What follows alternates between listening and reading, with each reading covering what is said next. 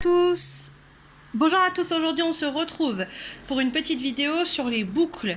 J'ai demandé aux moyens la semaine dernière de s'entraîner sur la boucle en pâte à modeler avec des lacets, avec du fil chenille, avec des Scooby-Doo, des choses comme ça.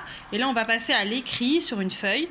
Dans le plan de travail, je vous demande de travailler sur un format horizontal, donc comme la table, mais on peut aussi également travailler sur un format vertical. Vous mettez de la pâte à fixe sur le tableau, par exemple, d'un enfant, ou sur le mur à la limite, et puis il peut s'entraîner comme ça.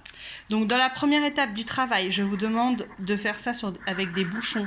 Là, je n'ai pas de bouchons avec moi tout de suite, donc on peut aussi faire des petits points de couleur qui représenteront les bouchons. Voilà, tout simplement. Moi, c'est ce que je fais. Alors, du coup, pour faire la boucle, on va partir en bas du point, en bas du bouchon. Hein, on est bien en dessous. On va aller de manière oblique et arrondie. Donc, comme ceci.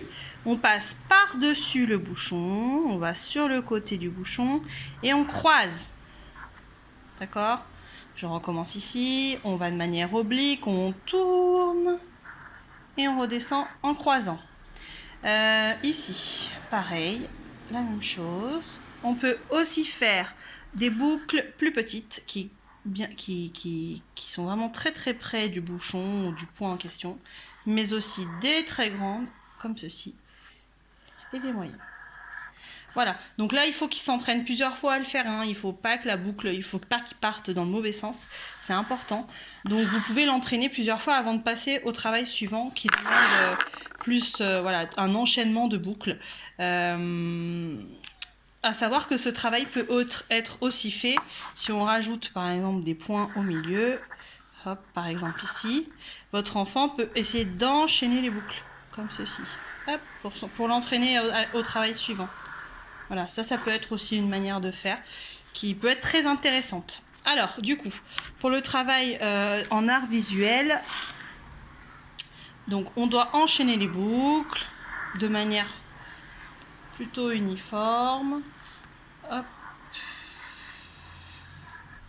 Et comme ceci, par exemple. Et après, à l'intérieur, on doit colorier une partie des boucles en essayant de ne pas dépasser, puisque maintenant nous sommes presque en grande section, donc on fait attention à cela. Et dans d'autres boucles, on va faire des enchaînements de boucles, en suivant bien le graphisme de la grande boucle en fait. Pareil, parce qu'on va essayer de ne pas dépasser. Hop. Voilà. Vous pouvez changer de couleur à chaque fois.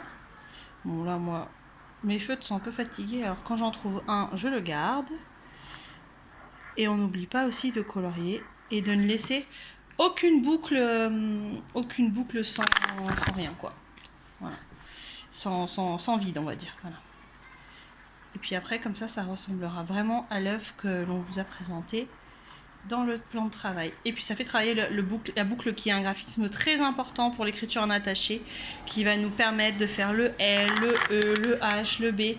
Et puis après, on apprendra même à faire la boucle à l'envers, qui sera aussi très importante pour le G, le F, etc., etc. Donc voilà ce que ça donne à peu près. Bon, moi je vais pas tout faire, sinon la vidéo va durer 8 minutes 30. Mais voilà, vous voyez un peu à quoi ça ressemble. Et puis je vous laisse me faire des photos de vos œuvres. Merci!